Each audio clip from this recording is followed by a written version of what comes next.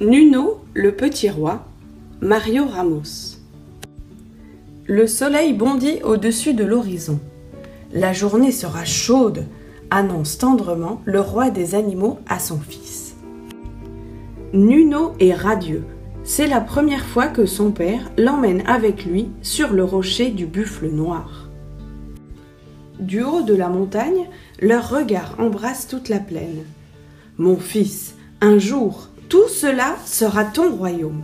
Tu devras écouter et conseiller, décider de ce qui est juste et de ce qui ne l'est pas. J'espère que tu seras un bon roi et que je pourrai être fier de toi. » Tandis qu'ils redescendent vers la plaine, le père continue. « Mais rassure-toi, tu verras passer encore beaucoup de jours et de nuits avant d'endosser toutes ces responsabilités. » Soudain, un rocher déboule du versant montagneux et vient s'écraser sur la tête du père. Le roi des animaux s'écroule, face contre terre. Nuno est pétrifié. Un silence de mort plane au-dessus d'eux. Sur le sol, la couronne brille de 1000 feux. Nuno prend la couronne et la pose délicatement sur sa petite tête. Il regarde son père qui ne bouge plus. Brusquement, il prend peur et s'enfuit droit devant lui. Boum! Sa course finit contre un grand acacia. « Qui? Dit Jaco. « Qui nous secoue comme ça ?» reprend Jaco. « C'est le petit Nuno avec sa couronne sur la tête, précise Jaco. « Papa est mort, maintenant, c'est moi le roi !» s'écrie Nuno en reprenant ses esprits. « Ça alors !» dit Jaco. « Ça alors, le roi est mort ?» reprend Jaco. « Le roi est mort, vive le roi !» précise Jaco. Et les 3 perroquets s'envolent répandre la nouvelle aux 4 coins du royaume. Après une longue marche, Nuno rencontre la girafe. « Bonjour Macadi, comment ça va ?» demande-t-il. « Oh Majesté, je suis si contente de vous rencontrer. Ça ne va pas du tout, je crois que je suis trop sensible. » « C'est à cause de ma cousine. Elle se moque toujours de ma robe. Elle dit que la sienne est plus jolie, que la mienne est pleine de taches. Elle est si cruelle avec moi. Si ça continue, je vais devenir folle. » Je vais voir ce que je peux faire, promet Nuno en s'éloignant. Tout à coup, le sol tremble. Comme d'habitude, Athos et Porthos se disputent dans un nuage de poussière. « Oh, que se passe-t-il ici? Pourquoi cette bagarre ?» crie Nuno de toutes ses forces. « C'est lui qui a commencé !» répondent ensemble Athos et Porthos, corne contre corne. « Je vais voir ce que je peux faire !»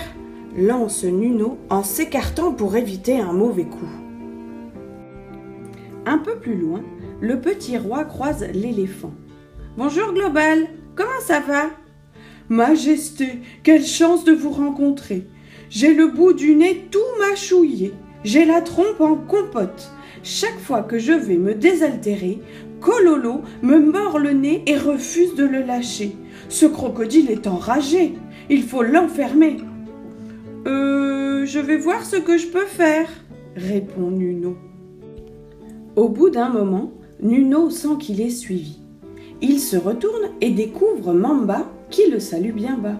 « Hé hé, bonjour Majesté. Excusez mon audace, mais je dois absolument vous parler. »« Pourquoi n'ai-je pas de pattes comme les autres animaux ? Depuis que je suis né, je suis obligé de ramper et d'avaler toute cette poussière. C'est dégoûtant.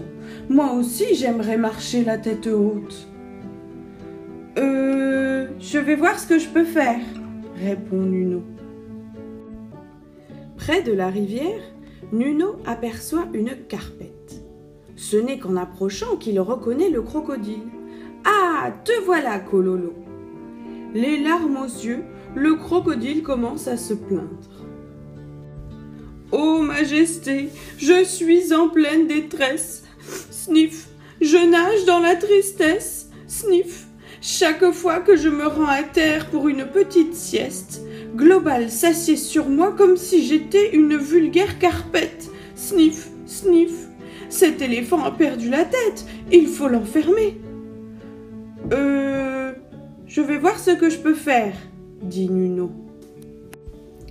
Tous les animaux sont venus pour fêter le nouveau roi. Nuno arrive devant le trône complètement épuisé. Jamais il n'aurait cru qu'il y avait tant de problèmes à régler. C'est alors qu'un terrible rugissement fait trembler la savane. Les animaux se retournent, un frisson parcourt l'assistance. Le roi s'approche d'un air menaçant. Nuno a l'impression de sortir d'un mauvais rêve. Il veut parler mais reste muet. Des larmes de joie et de tristesse se mélangent sur ses joues. Le père reprend doucement sa couronne, puis serre tendrement son petit contre lui. Alors, Nuno sent son cœur se libérer d'un poids énorme.